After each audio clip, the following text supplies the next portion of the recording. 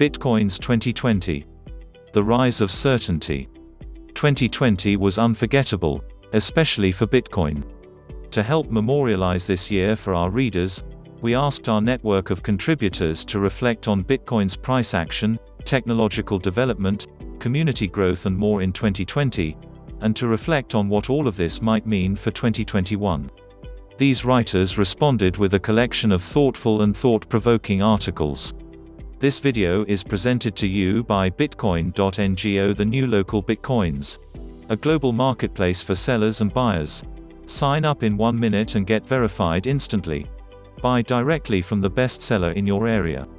In a year overflowing with chaos throughout the world, Bitcoin continued to function flawlessly and give precisely zero fucks about what the rest of the world was doing. And, in doing so, Bitcoin's predictability has contrasted sharply with the world as a signal of truth in a rising sea of both actual and manufactured chaos. It was a constant, simple beacon of certainty. Throughout 2020, Bitcoin has grown, evolved, strengthened and, most importantly, all of these developments in aggregate have increased the certainty of Bitcoin's eventual form as a global reserve asset. Core to my own view of Bitcoin is that the certainty of Bitcoin's eventual end state is far more important than timelines. The scope and scale and importance of what is being built and emerging in front of our eyes must not fail, so consequently should not be compromised by the impatient. From this framing, let's explore a few of the strands of Bitcoin's rising certainty. Developer funding. While 2019 saw some excellent articles highlighting the perennial issue of insufficient funding for Bitcoin developers, 2020 saw the emergence of 5 more initiatives that acquired and supplied additional funding for Bitcoin developers.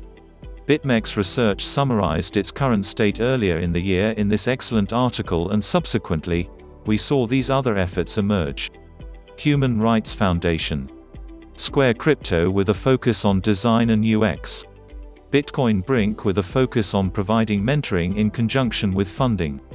Long absent Bitcoin-focused businesses stepping up in Gemini and Coinbase. And my personal favorite, Bitcoin Devs List created for accepting direct contributions. These new initiatives built on top of those Bitcoiners who quietly and privately support developers who they know, and on top of the many good actors in the space who recognize that supporting the foundational strength of Bitcoin is actually critical to their businesses. The longer that hodlers retain their Bitcoin, the more discretionary purchasing power they will control. I am very hopeful that many Bitcoiners will, through some of the mechanisms that now exist, support Bitcoin developers. I was delighted to support several devs on the Bitcoin Devs List in a small way, as I have been able to recently. Take a look if you'd like to make a small but material difference too. Helping the developers who build and maintain Bitcoin is a foundational piece in Bitcoin's certainty. The third Bitcoin halving in May. For those new to Bitcoin, the halving is the reduction in the Bitcoin emission rate, the block subsidy that occurs every 210,000 blocks, which is roughly every 4 years. In May of this year, that 10-minute block reward reduced from 12.5 Bitcoin to 6.25, a new rate of 900 BTC per day. So with a static demand for Bitcoins, and a halving of supply, basic economics dictates that price should escalate. If, however, demand was to increase at the same time as supply was reduced, that price action could be accelerated, as we historically observed in prior halvings. For me, the third halving in May was the first halving that I've deeply understood as it happened. It was both a milestone to be celebrated with much joy and fun and laughs and joking and memes and art and music and articles and podcasts and live streams, and also supremely boring. Boring in the sense that block 630,000 was mined just like every other before it, and every one that has followed it since, hashed to the preceding block, and propagated and validated near instantly throughout the global network of nodes.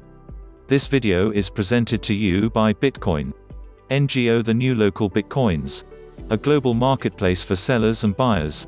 Sign up in 1 minute and get verified instantly. Buy directly from the best seller in your area. As at Citizen Bitcoin first noted, #TikTok next block. In a beautiful nod to both the Genesis block and the degrading macroeconomic climate, at f2pool_official, which mined block 630,000, added this message in the Coinbase transaction itself.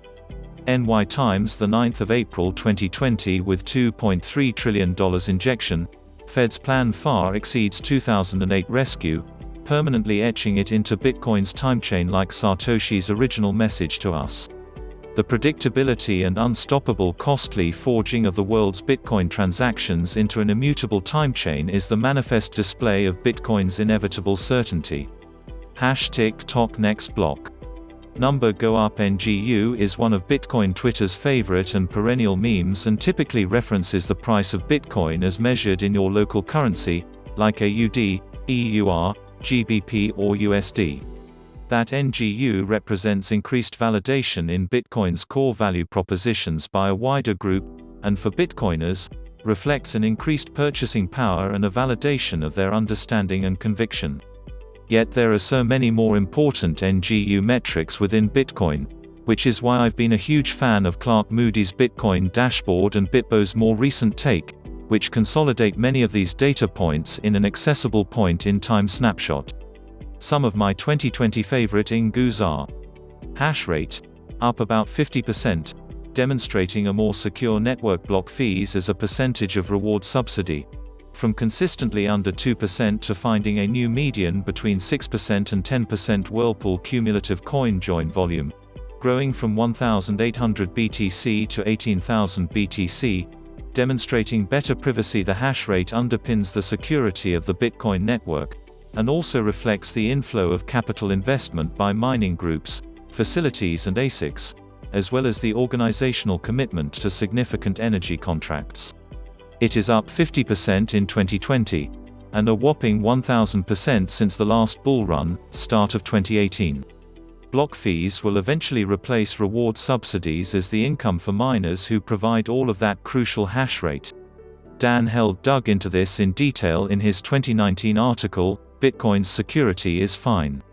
Since the halving in May, the value of block fees has risen from under 2% to consistently between 6% and 10%, validating the fee model as expected. While the increase of digital surveillance has been pervasive, so too have the rise of privacy tools and the willingness of people to both value and protect their privacy. In Bitcoin, coin joins are a great privacy tool, and Samurai's Whirlpool use statistics are evidence of this. So many NGUs, and all of them reinforcing Bitcoin's certainty. The formalization as BIPs, their review and merging of code for Taproot, Schnorr and Mast, the most significant Bitcoin base layer protocol change, comprising 3 Bitcoin improvement proposals, BIPs, in several years, was formalized, published and extensively reviewed this year. Following the BIP reviews, the implementation was progressed and eventually merged into the pending Bitcoin Core v0.21, where it awaits release. The discussion on the appropriate soft fork activation mechanism is an active conversation, and when a broad consensus is reached, that too will hopefully move forward. With these BIPs, Bitcoin gains some minor block space efficiencies, important transaction privacy improvements and increased power and flexibility. Yet, like all changes to critical systems, there's caution and care about deploying those changes, and that's exactly how the activation discussions and considerations are progressing. Looking at the process as a non-developer, I see better information dissemination, a wider, welcoming and public review process both for the BIPs and the implementation, and open, considered discussion on activation.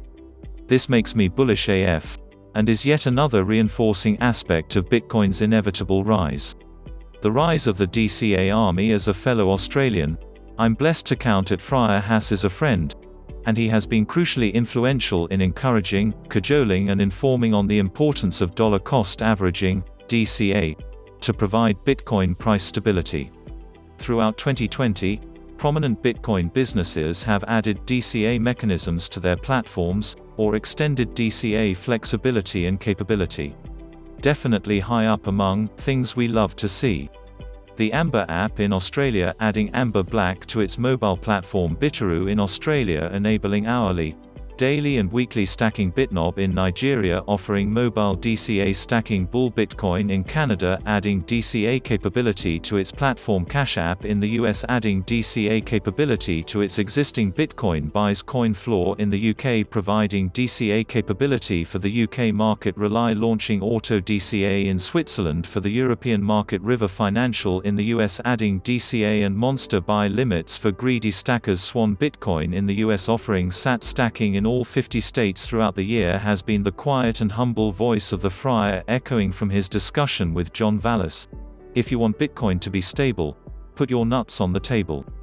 And wow, have we seen that take hold this year. Cash App's published quarterly growth figures show incredible growth and demand for Bitcoin, and the DCA army is growing stronger, broader and hungrier for increasing their own stacks of sats, and with it, the value and stability of Bitcoin.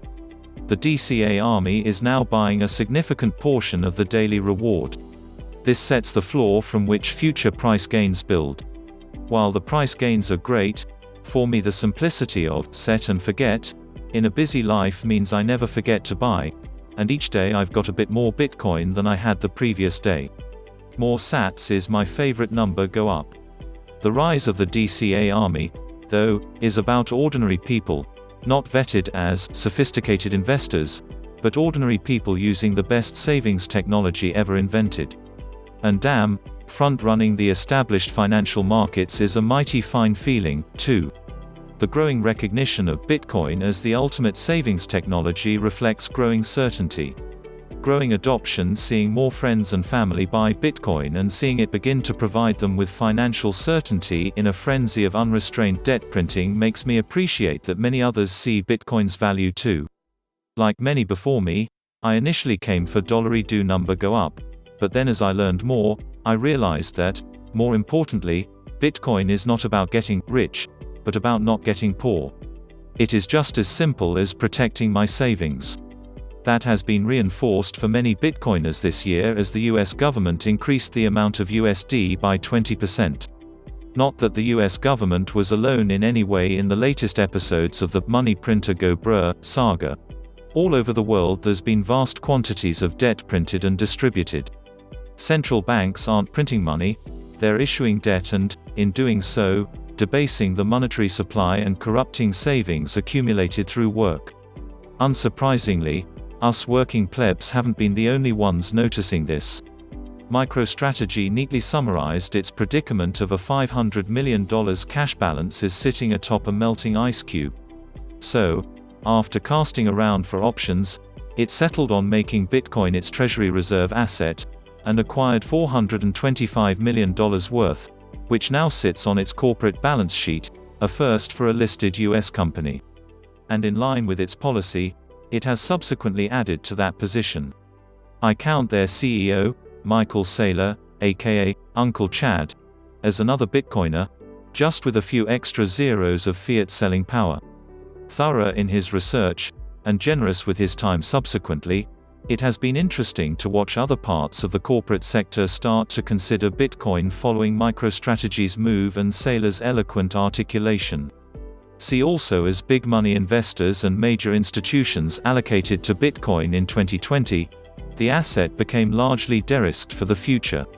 Investing in 2020, Bitcoin was significantly de-risked, yet the news that heartened me most in the adoption category was a call from my long-retired parents concerned about their fixed income annuity streams. We think it might be time for us to buy some more Bitcoin. A small initial purchase early this year was probably as much to placate their lunatic fringe son as to satisfy their curiosity. Seeing the light come on, for those you love, is the heartwarming. The best savings technology ever invented is meaningfully real for all age groups. Certainty is seeing all of these groups arrive in increasing numbers. Maturing financialization ignoring the obvious increase in Bitcoin's realized and total market capitalization. There are three aspects of Bitcoin's financialization that I've found so exciting to watch this year. Firstly, the global liquidity crunch in March, and the effect it had on Bitcoin, was the most bullish thing I've seen since UASF, which is the most bullish thing in Bitcoin. In the lead up to that hard crunch in mid-March, The regulated equity markets were frequently hitting their stop-loss indicators, freezing all market orders for minutes or hours at a time, to protect the market. To provide a circuit breaker. Bitcoin ain't got none of that part-time market nursemaiding. It's 24/7 in every corner of the globe and is the world's most accessible liquid market. It dipped hard, and recovered quickly. It didn't have circuit breakers. No one closed the market. The Bitcoin CEO didn't offer press briefings to all of the world's financial media, providing carefully prepared remarks to calm the market. Nope. Bitcoin had none of that. It got sold hard, dipped hard and bounced back quick. For Bitcoiners with dry powder, it was, most likely, a never-to-be-repeated, BTFD gift. And what it demonstrated to Bitcoiners, and to anyone with eyes to see, was that Bitcoin had matured into a viable free market that corrected according to market behaviors rather than regulators. I'm pretty sure that makes it unique. And uniquely valuable. The latter two things have emerged in the latter part of the year, and both are new products that offer Bitcoin-native financial services. Both are early, evolving and exciting. And neither has a side serving of vegetables. Bitcoin DeFi has arrived with HODL HODL's Lend platform, which offers peer-to-peer lending, utilizing Bitcoin as collateral that's secured against loans of stablecoins using an on-chain Bitcoin multisig contract. As the platform does not touch fiat, and as stablecoins are easily redeemable for fiat, HODL HODL has created a basic DeFi product that's true to the ethos of Bitcoin, trust-minimized, peer-to-peer and devoid of intrusive surveillance requirements. The third aspect has been the launch of Lightning Labs' Lightning Pool product to provide an automated, trust-minimized marketplace to offer inbound Lightning liquidity to Lightning nodes seeking that service. Like HODL HODL's lending platform, the marketplace participants determine what acceptable rates are to them, and from that a marketplace emerges. In essence, Lightning Pool is a platform to rent your Lightning node liquidity upon which you can gain a Bitcoin-denominated return. This, in turn, from a financial perspective offers the prospect of starting to determine a yield curve for understanding the value of Bitcoin using more traditional financial models. Many may consider these aspects of little interest to them, but as we expect Bitcoin to become recognized as the best money the world has ever known, it is important to track these emerging financialization aspects. They're not as important now as they're going to become, but their emergence definitely shouts loudly, certainty, certainty, certainty. Bullish on Bitcoiners. Bitcoiners are a diverse bunch from all walks of life, from all the villages in all the tribes, and curious, critical, humorous, witty, clever, creative and educational. Of all the resources in Bitcoin, it's Bitcoiners that are most underrated, and the one which I'm most bullish about. The diversity of viewpoints, knowledge, experience and perspective helps everyone sharpen their own understanding. To sift hopium from reality. Bitcoiners are certain about Bitcoin. For me, Bitcoin remains the single longest lever upon which we can push to effect change to the most fundamental good in humanity, money. If we can fix the money, we can eventually fix the world. The progress for Bitcoin throughout 2020 has been incredible and positive and increases the certainty of the outcome that I and many others seek for it. Bitcoin as a global reserve asset. This is a guest post by Wizard of Oz. Opinions expressed are entirely their own and do not necessarily reflect those of BTC Inc. or Bitcoin Magazine.